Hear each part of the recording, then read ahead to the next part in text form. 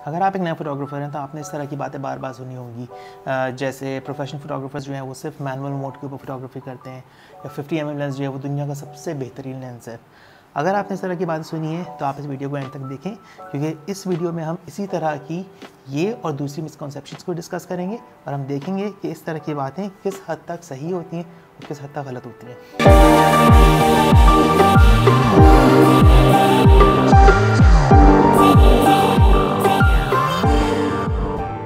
मेरा नाम इमरान ज़ाहिद है and welcome to my channel. अगर आपने अभी तक मेरा चैनल सब्सक्राइब नहीं किया तो प्लीज़ डू सब्सक्राइब। तो सबसे पहले जिस मिसकॉन्सेप्शन को हम लोग डिस्कस करेंगे वो है मैनुअल मोड। जब भी कोई नई फोटोग्राफी शुरू करता है तो आमतौर पे वो ऑटोमेटिक पे फोटोग्राफी शुरू करता है, लेकिन उसको बार बार ये कहा जाता है कि भाई मैनुअल मोड जो है वो एक प्रोफेशनल मोड है और जितने भी प्रोफेशनल फोटोग्राफर्स हैं वो मैनुअल मोड के ऊपर फोटोग्राफी करते हैं। ये बात शायद आज से 20 साल पहले ठीक हो, क्योंकि 20 साल पहले जो डिजिटल कैमरास थे वो इतने एडवांस नहीं थे, उनके जो एक्सपोजर सिस्टम्स थे वो इतने एडवांस नहीं थे। तो इवन दो कि वो डिजिटल कैमरास थे, स्टिल लोग मैनुअल मोड के ऊपर फोटोग्राफी करते थे। आखिरी 10-15 सालों में डिजिटल कैमरास ने इतना ज़्यादा इम्प्रूव किया अपने एल्गोरिथम्स को कि अब ज़रूरी नहीं है कि आप हर कंडीशन में मैनुअल फोटोग्राफी करें।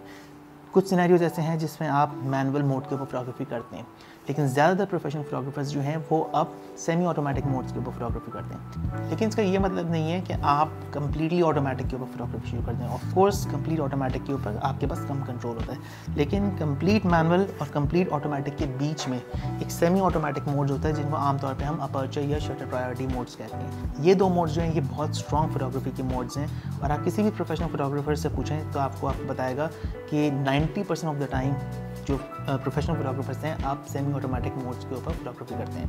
आप किसी भी प्रोफेशनल इवेंट या वेडिंग फोटोग्राफर से पूछ लें वो अपर्चर प्रायोरिटी के ऊपर फोटोग्राफी करता होगा। आप किसी भी स्पोर्ट्स या एक्शन फोटोग्राफर या वाइल्ड लाइफ फोटोग्राफर से पूछ लें तो वो शटर प्रायोरिटी के ऊपर फोटोग्राफी करता होगा। लेकिन इसका ये मतलब नहीं है कि मैनुअल मोड अब ख़त्म हो चुका है। सिनेरियोज़ ऐसे हैं जिनमें मैनुअल पे फोटोग्राफी की जाती है, आमतौर पे उन सिनेरियोज़ में जिनमें सब्जेक्ट बहुत तेज़ी से मूव नहीं कर रहा होता, लाइटिंग कंडीशन बहुत ज़्यादा चेंज नहीं कर रही होती, वहाँ पर जो है हम मैनुअल में फ़ोटोग्राफी करते हैं। फॉर एग्जांपल अगर आप लैंडस्केप फोटोग्राफी कर रहे हैं तो आपको सेमी ऑटोमेटिक की ज़रूरत नहीं है। लैंडस्केप आपके सामने एक पूरा सीन है, वो कहीं हिल नहीं रहा, वो कहीं जा नहीं रहा, तो आप प्रॉपर तरीके से अपनी मैनुअल एक्सपोजर के साथ उसको फोटोग्राफ कर सकते हैं। या फिर अगर आप कंट्रोल एनवायरनमेंट में स्टूडियो के अंदर कंट्रोल लाइट्स के अंदर अगर आप पोर्ट्रेट फोटोग्राफी कर रहे हैं तो वहाँ पर भी आपको सेमी ऑटोमेटिक मोड पे जाने की ज़रूरत नहीं है, आप कंप्लीटली मैनुअल पे कर सकते हैं। लेकिन ये जो मिसकॉन्सेप्शन है कि प्रोफेशनल्स जो हैं वो सिर्फ मैनुअल पे फोटोग्राफी करते हैं और सेमी ऑटोमेटिक जो है वो एमेचर्स के लिए होता है, बिल्कुल गलत है। कैमरा सब बहुत एडवांस हो चुके हैं और हमें चाहिए कि हम इन मोड्स को यूटिलाइज़ करें, और बजाय कि आप अपना टाइम लगाएं कि आप कौन सी सेटिंग कहाँ पर करनी है, आप अपने टाइम को लगाएं अपनी कंपोजिशन पे, अपनी लाइट पे, अपने कॉन्सेप्ट्स के ऊपर। दूसरा मिसकॉन्सेप्शन ये है कि जब भी आप एक नया फोटोग्राफर होते हैं और आप किसी से पूछते हैं कि यार मुझे एक लेंस लेना है, मैं किट लेंस से जो है बोर हो चुका हूँ, मुझे एक नया लेंस लेना है, तो छूटते सामने वाला बंदा आपको सजेशन देता है कि यार 50mm 1.8 ले लो, ये सस्ता लेंस भी है और आपको बैकग्राउंड ब्लर भी बहुत अच्छा मिलेगा और ओवरऑल बहुत अच्छा लेंस है। नाउ ये एक काफ़ी कंट्रोवर्शियल चीज़ है, क्योंकि बहुत सारे लोग शायद मेरी इस बात से डिसएग्री करेंगे। मैंने खुद बहुत अर्से जो है तकरीबन 1.5 साल से 50mm पे फोटोग्राफी की है, लेकिन एक बहुत छोटी सी चीज़ जो कि आम तौर पे नए फोटोग्राफर्स को समझ में नहीं आती वो ये होती है कि लेंस जो है उसका सेंसर साइज़ से बहुत गहरा ताल्लुक होता है। जब हम आम तौर पे बोलते हैं कि 50mm 1.8 ले लो, तो जब आप उस 50mm लेंस को एक फुल फ्रेम कैमरा के ऊपर माउंट करते हैं तो वो ट्रू 50mm की तरह बिहेव करता है। लेकिन जब अगर आप उसी 50mm लेंस को किसी क्रॉप सेंसर कैमरा पे माउंट करेंगे तो फिर वो 50mm की तरह बिहेव नहीं करेगा, वो एक्चुअली 75mm की तरह बिहेव करेगा। आमतौर पे जो क्रॉप सेंसर कैमराज होते हैं उनके सेंसर फुल फ्रेम के मुकाबले में 1.5 या 1.6 टाइम्स छोटे होते हैं। तो उससे होता ही है कि जब आप एक फुल फ्रेम लेंस को माउंट करते हैं क्रॉप फ्रेम के ऊपर तो वो पूरे सेंसर को कवर नहीं करता, बल्कि होता ये है कि सेंसर जो है वो सिर्फ लेंस का कुछ पार्ट कवर करता है, सेंटर से वो क्रॉप कर लेता है 1.5 टाइम्स।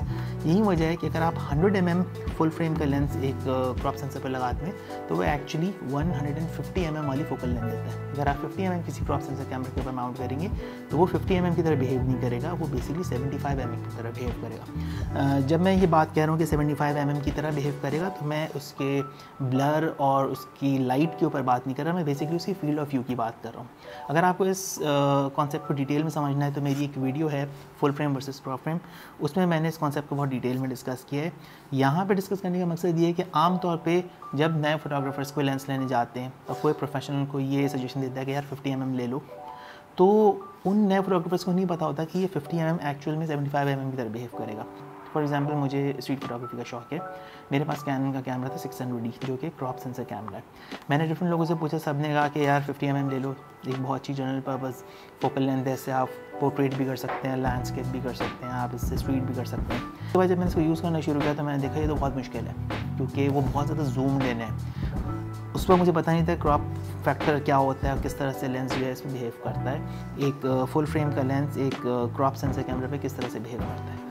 तो मुझसे जब भी कोई ये पूछता है कि यार मुझे एक नया लेंस लेना है तो मैं उसको ये सजेशन देता हूँ कि अगर आप पोर्ट्रेट में इंटरेस्टेड हैं तो फिर आप 50 mm लें, अदरवाइज़ 50 mm आपके लिए बेकार है। तो कोई भी नया लेंस लेने से पहले अगर आप अपने फर्स्ट लेंस परचेज़ करना चाहते हैं तो सबसे पहले इस कॉन्सेप्ट को समझ लें कि फुल फ्रेम क्रॉप फ्रेम में क्या फ़र्क होता है, क्रॉप फैक्टर क्या होता है और किस तरह से एक फुल फ्रेम का लेंस जो है क्रॉप फ्रेम के ऊपर बिहेव करता है। ये सारी डिटेल्स जो है मैंने अपनी एक वीडियो में डिस्कस की है, लेकिन यहाँ पर डिस्कस करने का मकसद ये है कि बहुत सारे लोगों के लिए मिसकॉन्सेप्शन होता है। ऑल्दो कि 50 mm फुल फ्रेम के ऊपर एक बहुत अच्छा लेंस है, मैंने खुद बहुत टाइम तक यूज़ किया है और उस लिहाज से स्टेटमेंट बिल्कुल सही है कि 50 mm बहुत अच्छा लेंस है। लेकिन अगर आप इस 50 mm को किसी को सजेस्ट कर रहे हैं कि वो अपने क्रॉप फ्रेम पे यूज़ करे तो फिर ये एक बड़ा टिपिकल सा सिनेरियो है और ये हर किसी के लिए फ़ायदेमंद नहीं है। जो थर्ड मिसकॉन्सेप्शन है वो है डेप्थ ऑफ फील्ड। आमतौर पे लोगों के जहन में ये कॉन्सेप्ट होता है कि डेप्थ ऑफ फील्ड आप सिर्फ और सिर्फ एक्सपेंसिव लेंसेज से ही अचीव कर सकते हैं, यानी आपके पास कोई 1.8 या 1.4 या 1.2 अपर्चर का लेंस हो, उसी से आप डेप्थ ऑफ फील्ड अचीव कर सकते हैं। अदरवाइज़ आप किट लेंस से या किसी नॉर्मल चीप लेंस से आप डेप्थ ऑफ फील्ड जो है वो अचीव नहीं कर सकते। ये काफ़ी बड़ी मिसकॉन्सेप्शन है। मेरी एक डेडिकेटेड वीडियो है जिसका टाइटल है achieving bouquet with any lens, link आपको डिस्क्रिप्शन में मिल जाएगा। उसमें मैंने इस कॉन्सेप्ट को डिटेल में डिस्कस किया है। बेसिकली 4 फैक्टर्स होते हैं जिनसे आपको डेप्थ ऑफ फील्ड मिलती है, जिसमें अपर्चर सिर्फ एक मेथड होता है, इसके अलावा 3 दूसरे मेथड होते हैं जिनसे आप अपना बैकग्राउंड ब्लर अचीव कर सकते हैं। फॉर एग्जांपल आप कैमरे का डिस्टेंस सब्जेक्ट के डिस्टेंस से अगर आप कम कर दें तो बैकग्राउंड ऑटोमेटिकली आपका ब्लर होना स्टार्ट हो जाता है। दूसरा पॉइंट, अगर आप अपने सब्जेक्ट का डिस्टेंस बैकग्राउंड से बढ़ा दें, अगेन आपका बैकग्राउंड ब्लर होना स्टार्ट हो जाता है। थर्ड, अगर आप अपनी फोकल लेंथ को बढ़ा दें तब भी बैकग्राउंड आपका ब्लर होना स्टार्ट हो जाता है। तो ये 3 मेथड्स ऐसे हैं जिसके लिए आपको कोई लेंस ख़रीदने की ज़रूरत नहीं है, जिसके लिए आपको कोई पैसे खर्च करने की ज़रूरत नहीं है। बस फ़र्क सिर्फ ये है कि आपको थोड़ा सा मूव अराउंड करना पड़ेगा अपनी सिचुएशन में, तब जाके आप स्टिल एक अच्छी डेप्थ ऑफ फील्ड अचीव कर सकते हैं। तो मे बी इस मेथड से आप बहुत ज़बरदस्त डेप्थ ऑफ फील्ड अचीव नहीं कर सकें, लेकिन काफ़ी डिसेंट बैकग्राउंड ब्लर आप अचीव कर सकते हैं बगैर कोई एक्सपेंसिव लेंस लिए। तो ये कुछ मिसकॉन्सेप्शंस थे जिनको मैं डिस्कस करना चाहता था। ये बहुत कॉमन मिसकॉन्सेप्शन है और हम सब तकरीबन इन चीज़ों से गुजरे हैं और हम सब ने जो है इन चीज़ों से सफ़र किया है। तो मैं इसके ऊपर डेडिकेटेड वीडियो बनाना चाहता था, लेकिन सिर्फ ये मिसकॉन्सेप्शंस नहीं है, और भी बहुत सारे हैं जिनको अभी मैंने डिस्कस नहीं किया। तो अगर आपके जहन में कोई है तो आप कमेंट सेक्शन में मुझे बताएं, मैं इसके पार्ट 2 में उन वाले मिसकॉन्सेप्शंस को ऐड करूँगा। और अगर आपने अभी तक मेरा चैनल सब्सक्राइब नहीं किया तो चैनल सब्सक्राइब करें और मुझे कमेंट सेक्शन में बताएं कि आपको ये वीडियो कैसी लगी और मेरी नेक्स्ट वीडियो किस टॉपिक पर होनी चाहिए।